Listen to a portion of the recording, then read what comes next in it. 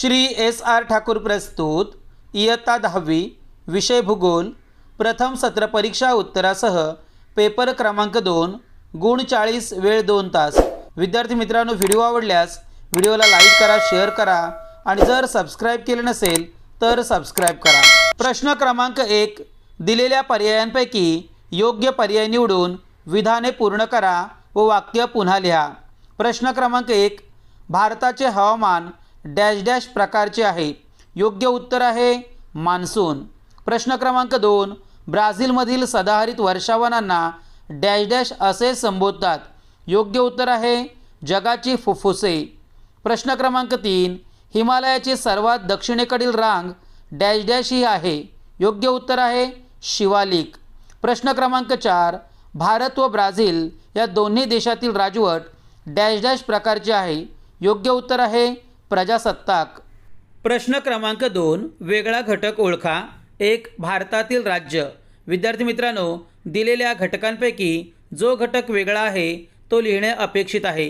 यामध्ये मध्य प्रदेश, महाराष्ट्र आणि मेघालय ही भारतातील राज्य आहेत, परंतु 4 मारानहाओ हे घटक हे राज्य भारतातील नाही आणि म्हणून वेगळा घटक मारानहाओ।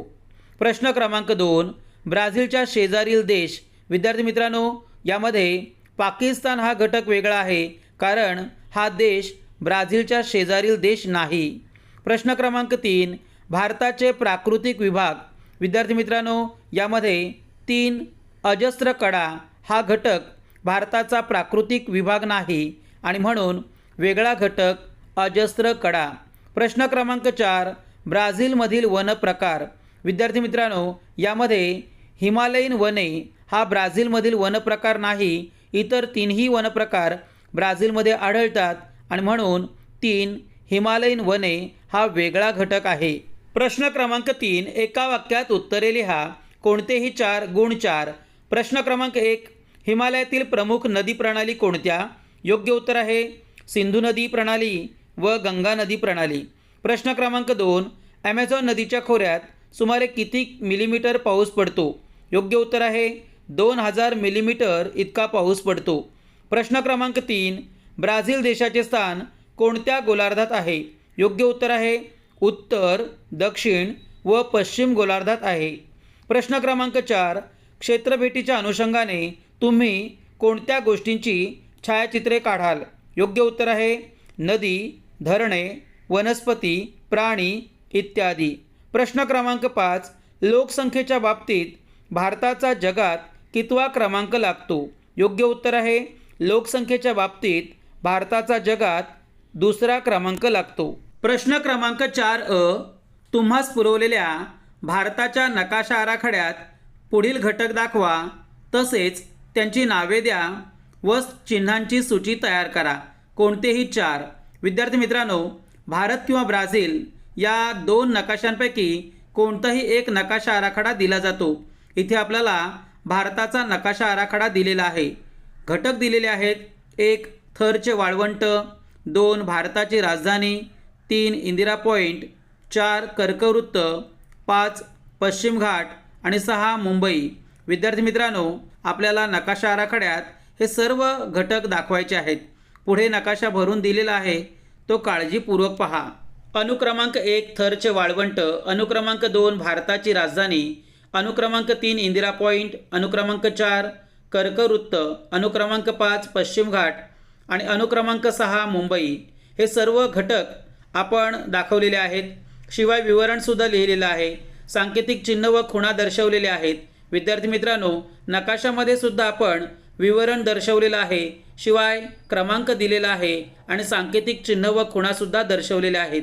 विद्यार्थी मित्रांनो, अशाच प्रकारचा हा नकाशा आपल्याला नकाशा आराखड्यामध्ये आपल्याला पूर्णपणे भरायचा आहे। विद्यार्थी मित्रांनो, आपल्याला कोरा नकाशा आराखडा दिला जातो आणि आपल्याला अशा पद्धतीनं नकाशा आराखड्यात सर्व घटक दाखवणे आवश्यक आहे। घटक क्रमाने दाखवा, म्हणजे आपल्याला योग्य ते गुण मिळतील।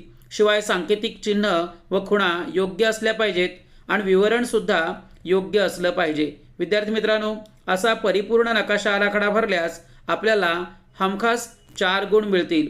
विद्यार्थी मित्रांनो, आपल्या या चॅनेलवर आपल्याला नकाशा कसा भरावा याबाबतचा व्हिडिओ दिलेला आहे, तो सुद्धा काळजीपूर्वक पहा. प्रश्न क्रमांक 4A, नकाशाचे वाचन करून दिलेल्या प्रश्नांची उत्तरे द्या. कोणतीही 4 गुण 4. विद्यार्थी मित्रांनो, पुढे आपल्याला ब्राझीलचा नकाशा दिलेला आहे. तो नकाशा पहा, नकाशाचे वाचन करा आणि दिलेल्या प्रश्नांची उत्तरे द्या. विद्यार्थी मित्रांनो, इथे थेट उत्तरं दिलेली आहेत, ती काळजीपूर्वक पहा. 1. ब्राझीलमध्ये असणाऱ्या उच्चभूमींची नावे सांगा. उत्तर: गियाना उच्चभूमी व ब्राझील उच्चभूमी. 2. ब्राझीलच्या दक्षिण भागात असणाऱ्या पुळणचं नाव काय? उत्तर आहे कॅसिनो पुळण. प्रश्न क्रमांक 3. ब्राझीलमधील सर्वोच्च शिखर कोणते? उत्तर आहे पिको दी नेब्लिना. प्रश्न क्रमांक 4. ॲमेझॉन नदीच्या उपनद्या कोणत्या? उत्तर आहे पारू, जुरुका. प्रश्न क्रमांक 5. ब्राझील देशाला लाभलेला समुद्र किनारा कोणता? उत्तर आहे अटलांटिक महासागर. प्रश्न क्रमांक 6. ब्राझीलची राजधानी कोणती? उत्तर आहे ब्राझिलिया. विद्यार्थी मित्रांनो, पुढे ब्राझीलचा नकाशा दिलेला आहे, तो काळजीपूर्वक पहा आणि नकाशाचे वाचन करूनच या प्रश्नांची उत्तरं लिहिण्याचा प्रयत्न करा. विद्यार्थी मित्रांनो, हा ब्राझीलचा नकाशा, या ब्राझीलच्या नकाशाचे वाचन करूनच दिलेल्या प्रश्नांची उत्तरे लिहिण्याचा प्रयत्न करा.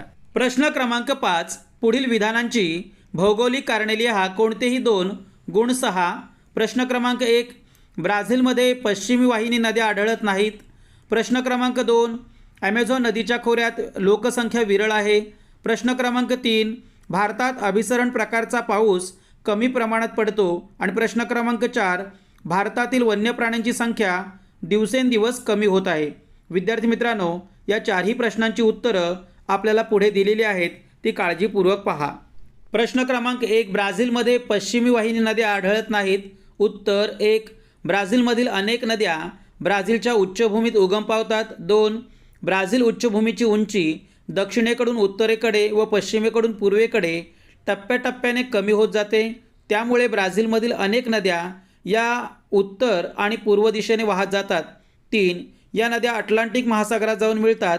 त्यामुळे ब्राझीलमध्ये पश्चिमी वाहिनी नद्या आढळत नाहीत. प्रश्न क्रमांक 2. ॲमेझॉन नदीच्या खोऱ्यात लोकसंख्या विरळ आहे. उत्तर: 1. ब्राझील देशाच्या उत्तर भागात विषुववृत्ताजवळील ॲमेझॉन नदीच्या खोऱ्यात वार्षिक सरासरी पर्जन्याचे प्रमाण सुमारे 2000 मिलीमीटर असते व या भागातील वार्षिक तापमान सुमारे 28 अंश सेल्सिअस असते. 2. ॲमेझॉन नदीच्या खोऱ्याच्या भागात अत्यंत घनदाट सदाहरित वर्षावने आढळतात.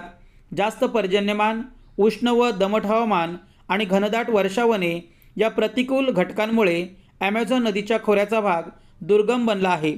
3. ॲमेझॉन नदीच्या खोऱ्यात वाहतुकीचे दाट जाळे विकसित झालेले नाही. त्यामुळे ॲमेझॉन नदीच्या खोऱ्यात लोकसंख्या विरळ असते.